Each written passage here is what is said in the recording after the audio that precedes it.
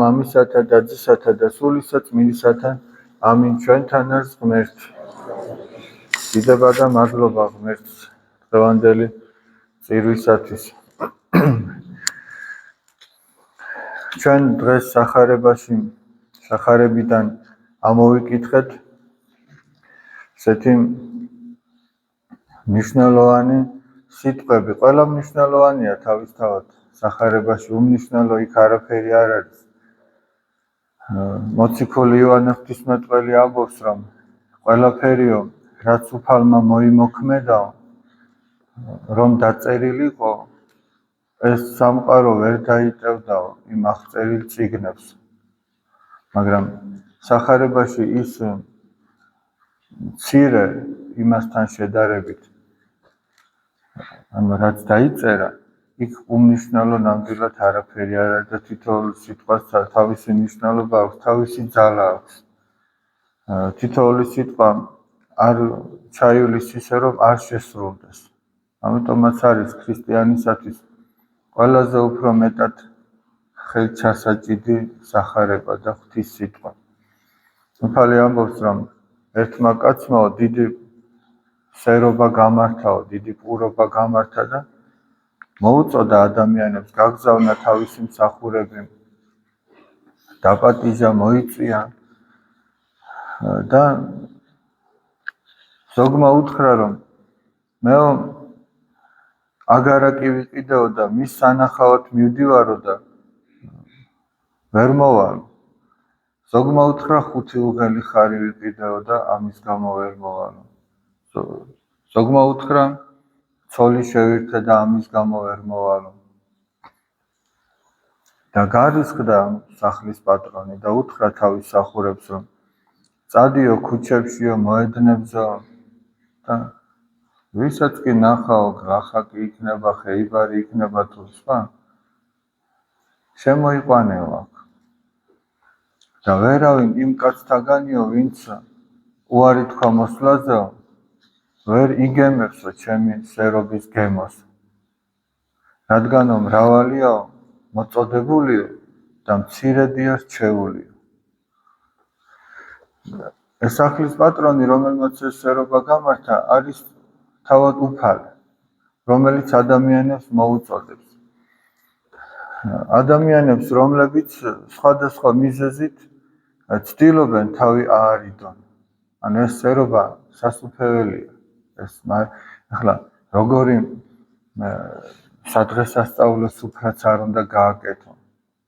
არა, ის მაინც დროებითია, ერთი საღამოსია და დამთავრდება. მეორე დღეს შეიძლება ისევ განსაცდელი იყოს, შეიძლება სიხარული, შეიძლება რა ვიცი, ყველაფერი იცვლება ამ სოფლის ცვალებად.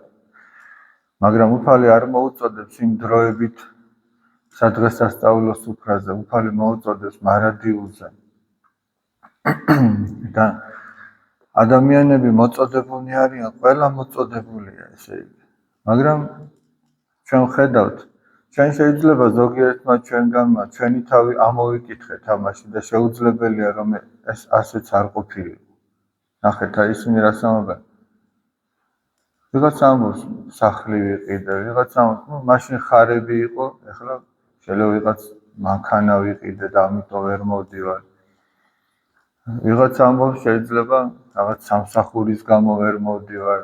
ვიღაცა დაოჯახდა და ეხლა რამდენს უთქვამს, სხვათა შორის, რამდენს უთქვამს, რომ აი რო ვეკითხები ადამიანს გაიცნობ რაღაც ეზიარები, როგორ არის შენი სულიერი ცხოვრება.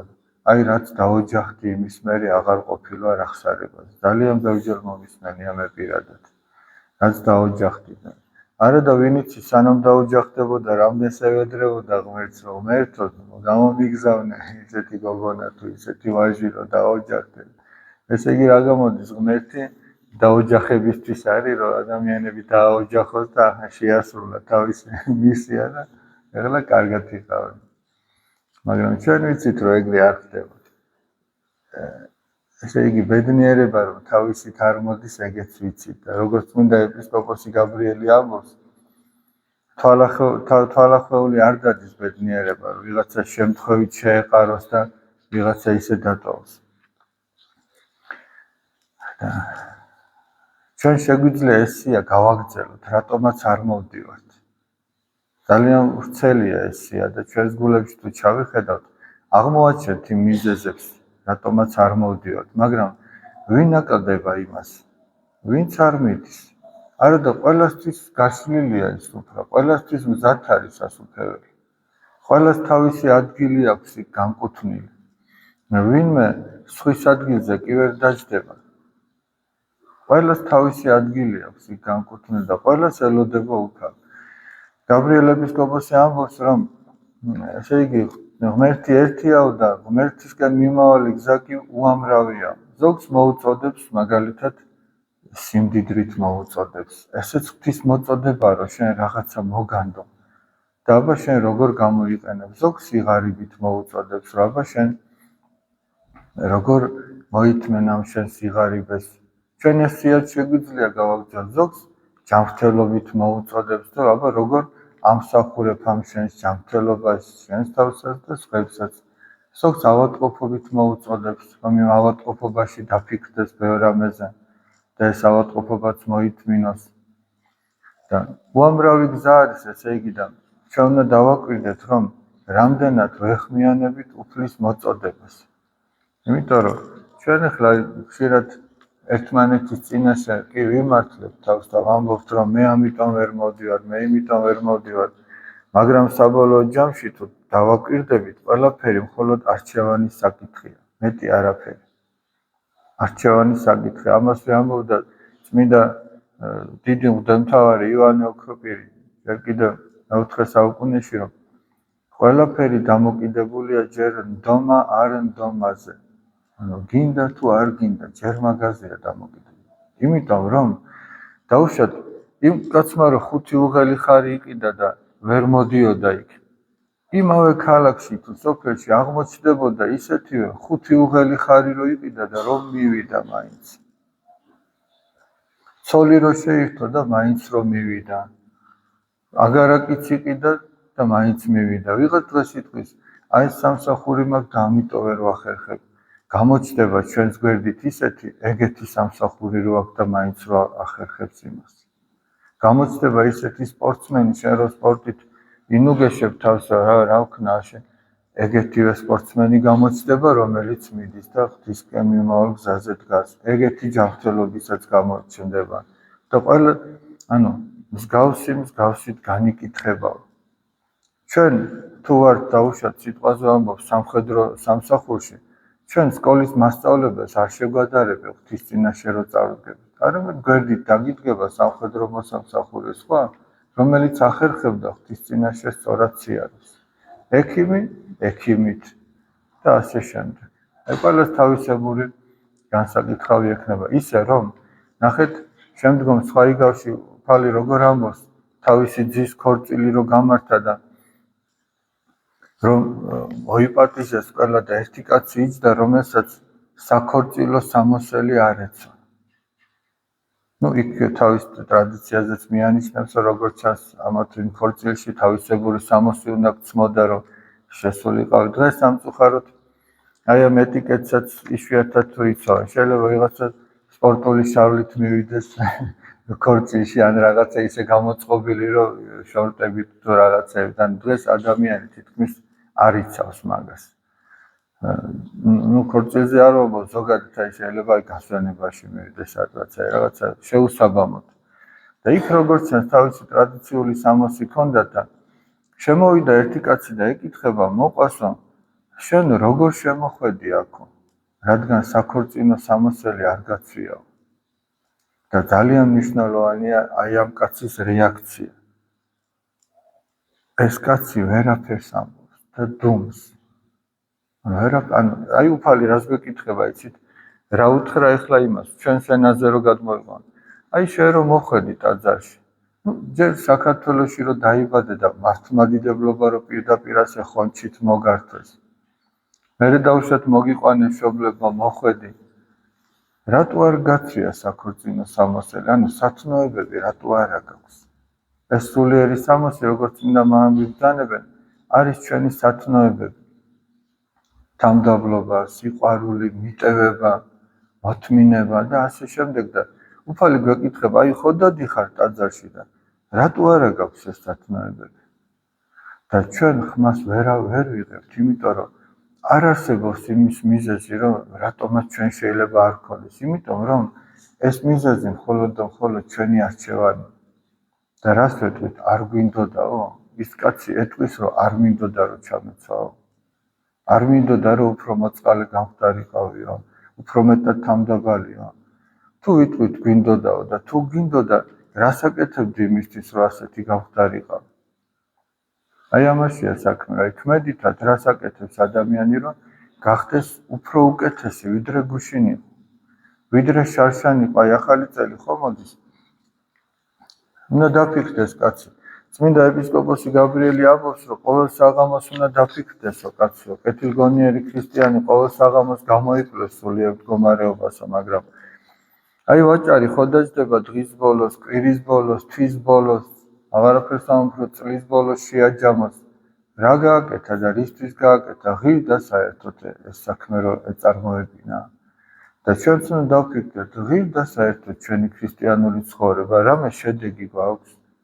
აი ამაზე უნდა დაფიქრდეს ადამიანი და გამოიკვლიოს და უნდა ეცადოს, რომ მომავალი წლისთვის სწორად გადადგას ნაბიჯები. დამთავარი ანტონ სუროჟელი ამბობს, რომ ჩვენ ახლა ერთ-ერთ საახალწლო ქადაგებაში ამბობს. ახლა ჩვენ ვდგავართო ახალი წლის მიჯნაზე და ჩვენს წინო თოვლით დაფარული მინდორიაო, სადაც ჯერ ერთი ნაკვალევიც არ არის. და ჩვენს უკან გავიხედავთო და ვნახავთ უამრავ ნაკვალევსო, ჩვენს მიერ გამოვლეს. და ადამიანმა უნდა შეხედოს თავის განვლილ გზას და დააკვირდეს იმ ნაბიჯებს, იმ ნაკვალევს, რომელი როგორ გადადგა. იმისათვის დააკვირდეს, რომ მომავალში როგორ გადადგა სწორად, ეს რომ იცოდეს. და ჩვენს თავს ვკითხოთ, ესე იგი, რატო არ წარმატებით სულიერად, რატო უფრო უკეთესი არ გავხდით? რას ვანიჭებთ დაუშვათ უპირატესობას? განა აი უფლის მოწოდებას ყველა ერთნაირად გამოეხმაურება? ყველა ერთნაირად არ გამოეხმაურება. თუნდაც ჩვენ შორის, აი ეკლესიურ ადამიანთა შორისაც ახლა ვის ტაძარში ვდგავართ, უფლის მოწოდებას განა ყველა ერთნაირად გამოეხმაურება. ყველა ერთნაირი მონდომებით ვცდილობს, რომ ან სიკეთე აღასრულოს, ან დაუშვათ თუნდაც ლოცვის მიმართ, მარხვის მიმართ, წირვაზე დასწრების მიმართ, უზიარების მიმართ ერთნაირი გულმოდგინება აქვთ ადამიანებს, არ აქვთ ერთნაირი გულმოდგინება. ამიტომაც როდესაც უფალი ვკითხავს, რომ რატომ არ გაცვია და ჯარი გწერია, რომ ჩვენ ეს შეკითხვა დაგვისვას უფალმა, რატო არ გაცვია საქორწინო სამოსელი, ჩვენ იქ ვერაფერს ვერ ვკითხავთ. ამიტომაც წმინდა მამები რას გვირჩევენ, ნახეთ, რასაც ჩვენ აქ სინდისი გვეუბნევაო, რასაც აქ სინდისი გვეუბნევა, იმასო გვეტყვის უფალიო და ამიტომაც ჩვენ დავუხდოთ სინდისის ხმას, ყური, რომელიც გვეკითხება, რომ რატო არ გაქვს სათნოებები? რატო არ გაქვს სათნოებები? იმიტომ რომ ამას უფალი ნამდვილად მოგკითხავს. მაგრამ სანამ უფალი მოგკითხავს, ჩვენ უნდა მოვუწყოთ საკუთარ თავს პირუთვნელი სამშავე. იმიტომ რომ ჩვენ ერთმანეთის წინაშე წეღანაც ვამბობდით, კი გავიმართლებთ თავს ამიტომ და იმიტომ, მაგრამ ჩვენ ერთმანეთის წინაშე არ უნდა წავდგეთ საბოლოო ჯამში. ჩვენ ღვთის წინაშე უნდა წავდგეთ და ჩვენ იქ ერთმანეთს ვერაფერს ვერ უშველთ. ჩვენ ერთმანეთზე ვერ ვიტყვით, რომ ეს ამის გამო და ის იმის გამო. იქ ვიქნებით ჩვენ და უფალი პირისპირ და იქ ვერაფერს ვერ იტყვით. იმიტომ რომ მან ჩვენს შესახებ ყველაფერი იცის და მან ჩვენი გადარჩენის გამო ყველაფერი გააკეთა. ამიტომაც ამბობს წმინდა პაისი ათონელი, რომ უფალმაო რაც გააკეთაო ჩვენი სულის გადასარჩენათო, ჩვენ თუ ვერ გადავრჩითო, ეს ჩვენი მხრიდან გამოვლენილი ძალიან დიდი უმადურობა იქნება ღვთის მიმართ, რომ ჩვენ ვერ გადავრჩით. აი მაგალითად ადამიანს რომ ძალიან კარგი მშობელი ყავს, არიგებს, ყველაფერს აკეთებს და ეს რომ მაინც ცოტა გლეხურად ვიტყვი, უფრო უხდება, ეს რომ მაინც ხეპრე გაიზარდოს. განა დიდი უმადურობა არ იქნება. აი მშობელმა რომ რაც შეეძლო, რომ მართლა ყველაფერი გააკეთა და ეს მაინც ესეთი დარჩა. აი მშობლის მიმართ არ იქნება ძალიან დიდი უმადურობა. ხოდა ხა წარმოიდგინეთ, რაც უფალმა გააკეთა ჩვენთვის, რომ ჯვარს ეცვა და არა მარტო ის, რომ ჯვარს ეცვა, თუმცა მასში ყველაზე დიდად გამოვლინდა სიყვარული, არამედ ჩვენს ყოველდღიურ ცხოვრებაში თუ ადამიანი კეთილგონივრულად დააკვირდება, ძალიან ბევრ რამეს აღმოაჩენს, რომ უფალს ხელი უკიდია ჩვენზე და ასე დავყავართ. და თუ მაინც ადამიანმა ეს ვერ დააფასა, მაშინ ვერავის ვერაფერს ვერ ეთქვის. აი ვერ იმართლებს თავს. მხოლოდ დუმილი და ვერც ეს დუმილი ვერ ამართლებს იქ ადამიანს. მე მინდა ერთ-ერთი ქადაგება პირდაპირ როგორც არის ამოვიკითხოთ მინდა გაბრიელ ეპისკოპოსისა, აი თითქოს ამას რომ წავიკითხავთ, თქვენ ახლა მიხვდებით რომ გეგონება აქ დგას ახლა გაბრიელ ეპისკოპოსი და ზუსტად დღეს რაც ხდება და ჩვენს ქალაქზეა თითქოს ლაპარაკი. იქ ახსენებს პატარა ქალაქი გვაქონა. ის იყო იმერეთის ეპისკოპოსი. თუმცა ერთი პერიოდი გორის ეპისკოპოსიც იყო, გაბრიელ ეპისკოპოსი ძალიან დიდი მოღვაწე იყო და დიდი წმინდანი არის და მე არ ვიცი, აი პატარობიდან მის ქადაგებებს რომ ვკითხულობდი, ჩემი სული რაღაცნაირად ესეთი სიხარულით ივსებოდა ხოლმე. თქვენც გისჩევთ, მოსინჯეთ. ენა ცოტა უფრო ძველ ქართულს გავს, მაგრამ ისეთია, რომ ადამიანი გაიგებს. ძმანო მართლმადიდებელნო ქრისტიანენო, ნაცვლად სახარების ანუ სამოციქულოს ახსნისა, დღეს რომელნიმე გარემოებანი მაღვიძებენ, მე გითხრა თქვენ რაოდენიმე სიტყვა მოწყალებასა ზედა. ანუ უმჯობეს არის მოვიკითხო თქვენგან მოწყალება გლახაკთა და საწყალთათვის, რომელნი არიან ეს გარემოებანი და შემდგომი. ანუ სახარების და სამოციქულოს განმარტების ნაცვლადო მე მინდა რომ მოწყალების საქმეები გამოვიკითხო თქვენგანო და აი რომელი მოწყალების საქმეებია. თვით თქვენ ყოველთა იცით, რა სასტიკი და იშვიათი ზამთარი არის ახლა ჩვენს ქვეყანაში. და ადვილად წარმოიდგენთ, თუ ვითა შეწუხდება და ძნელად მოითმეს ესრეცა ზამთარს და ღარიბი და საწყალი კაცი. ძალიან ცივაო და ღარიბს და საწყალს როგორ გაუჭირდებაო, მაგაზე დააფიქრებს. წარმოიდგინეთ ძმაო, რომ ერთი ღარიბი კაცი დღიურითა შრომითა თვისითა მოიპოვებდა დღიურსა საზრდოსა თავისათვის და თავის სახლობისათვის. წარმოიდგინე, რომ ეს კაცი უჩვეულოსა სიცივისაგან გახდა ავად. რაღა უნდა ჰქონას მან და მისმა სახლეულმა? ესრეთი მაგალითი მრავალი არის ჩვენს ქალაქში. მცირეას ქალაქი ესე ჩვენი. არა მრავალნი არიან მცხოვრებნი, გარნა მრავალნი არიან საწყალნი და ღარიბნი, მოკლებულნი ამჟამად საჭმლითა და სასმლით. პატარა ქალაქიო, მაგრამ ბევრი გაჭირებულიო. მე გეტყვი ორსა ანუ სამსა მაგალითსა,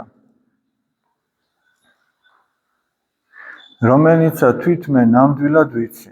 ერთ სახლში, რას ვამბობ სახლში? ანუ სახლში კი არა, ერთ დაუხურავ ქოხშიო, რომელსა შინან შენ ძმაო იქნება ზაფხულსაც ვერ გაძლო, არათუ ესრეთ სასტიკ ზამთარში. ანუ ერთ ისეთ ქოხშიო, სადაც შენ ზაფხულშიც კი ვერ გაძლებდიო. ეხლა მაინც ვამბობ, ბავშვებიც რო არიან, ცოტა უფრო გავამარტივოთ, რომ თქვენ იგებთ რა თქმა უნდა. ნახავ ერთს მდებარეს უძლურს დედაკაცს და მასთან ორთა ჩვილთან, რომელნი სრულებით არ აქვთ არც საჭმელი, არც ტანისამოსი, არათუ თბილი ტანისამოსი, არამედ თითქმის არაფერი ტანისამოსი. აი ესეთ ქოხში, სადაც შენ ზაფხულშიც ვერ გაძლებდიო. ერთი ქვრივი დედაკაცია, რომელსაც ორი ჩვილი ბავშვი ყავს და ტანსაცმელი და საკვები არ აქვთ. არც ზამთრისა კი არა, შეიძლება ზაფხულისაც არა. მეორე სახლში ნახავ ერთ მუშა კაცს, რომელიც დღიურითა შრომითა თვისითა ზრდიდა მოხუცებულს დედმამას, რომელიც სიცივისაგან არის მდებარე უძრავად. ვინაიდან სასტიკმა ავადმყოფობამ თითქმის წაართვა მას ხელი და ფერხი. მესამე სახლში დედაკაცი, რომელიც აგრეთვე თვისითა შრომითა ზრდიდა თავის თავს და რამდენსამე მცირე წლოვანსა მონათესავეთან. არის დავდომილი სასტიკითა სენითა და მოკლებული ყოვლითა საშუალებით. აჰა მაგალითნი ნამდვილნი, რომელნიმე უწყნი, გარნა რამდენი არიან სხვანი, რომელნიმე არა ვიცი. ანუ ეს სამი გითხარითო, მაგრამ რამდენია მე რომელიც არ ვიცი ამ ქალაქში. მეც არაფერს გეტყვი ძმაო, სასწაობ რომ შენ გიყვარს ქრისტე ღმერთი. ახლა შეიტყობს ქრისტე, რაზომად გიყვარს შენ იგი. შენც გასინჯე თავი შენი, ანუ გამოსცადე შენი თავი, რა უნდა დაზოგო ქრისტესთვის, რომელმან თავი თვისი არ დაზოგა შენთვის.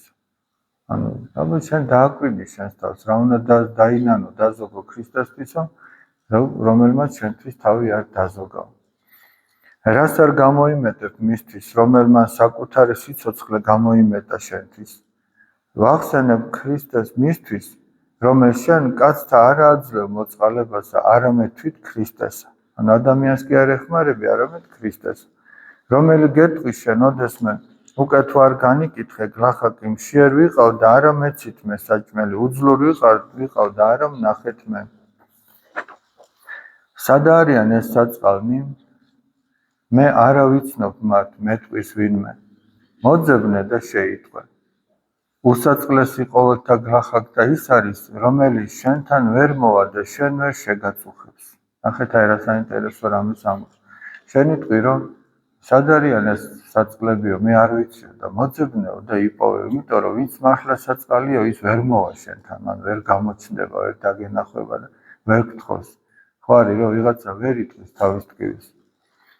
მოწყალების გაცემასაც უნდა ჭკუა და სიბრძნე. ეხლა ძალიან მნიშვნელოვანი რამეს ამბობს. არა ყოველი გლახაკი არის ღირსი შებრალებისა. თითქოს ერთი შეხედვით ცოტა სასტიკად ჟღერს ეს სიტყვა. ყველა გლახაკი არ არისო შეწყალების ღირსია. ვინც ზარმაცობით და ცუდი ცხოვრებით თავი გაიფუჭა და წაიხდინა, იგი არ არის ღირსი შებრალებისა. ანუ ვინც თავისი არასწორი ცხოვრების წესით. ზოგიერთ კაცს რომ მოწყალება მისცე, თითქმის ცოდვაც არის. განა ვინც არა თავის ბრალით, არამედ რომელთამე უბედურებითა შემთხვევითა სთავარდა სიღარიბეში, იგი არის ღირსი შებრალებისა და მოწყალებისა. ვინაიდან ვიდრე მის მას ჰქონდა ღონე და სიმართლე, არავის არ აწუხებდა. ანუ ვინც რაღაცა გარემოებების გამო ჩავარდა ამ მდგომარეობაში, ის არისო შებრალების ღირსი, რადგან მას როდესაც ჰქონდა, არავის არ აწუხებდა.